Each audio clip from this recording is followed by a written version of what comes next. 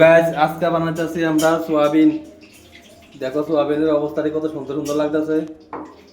আর এই যে তেল, এই যে সাদ্দু সাদ্দু সেটা দা, এই তো সাদ্দু। আর আমরা ভাত রান্না উঠাইছি। ওখানে সোয়াবিন রান্নার মধ্যে প্রস্তুতি লইতেছে। এই তেলের মধ্যে পেঁয়াজ দিয়ে ছেড়ে দিছি। পেঁয়াজ দিয়ে আগে লাল লাল করে ভাজলাম, এরপরে বাকি সোয়াবিন দিয়ে বাইরাম। তোমরা দেখো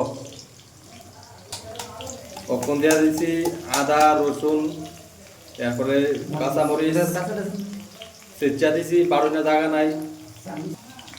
ওখানে হচ্ছে গুঁড়া মরিচ, ঝাল ঝাল করে খাইতে হইব। এদিকে ধনিয়া, এটা হচ্ছে জিরা।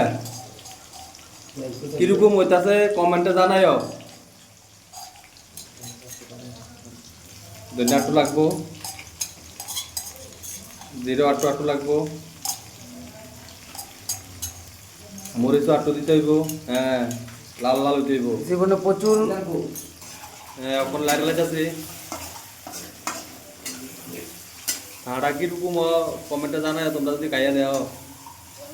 আমার তো লাগে টেস্ট হইব, সেই টেস্ট।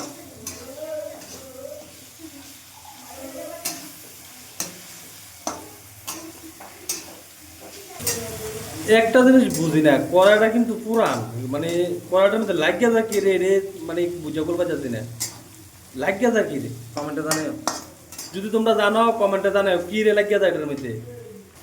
হালকা একটু পানি দেওয়া হইতেছে।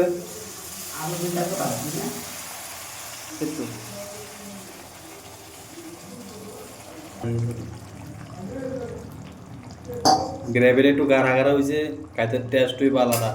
উফ,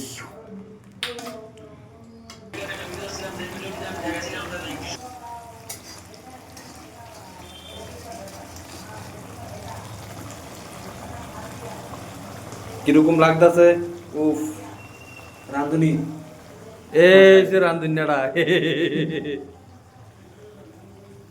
ভালো করে বানা, ভালো করে যত ডেকশো কামড়ে গেলাই। কোনো সোয়াবিন দিয়ে মেরে দেবো আস্তে আস্তে করে, বা লড়াই সরাই ঘুরা দেবো, কাহিনি খতম হয়ে দেবো।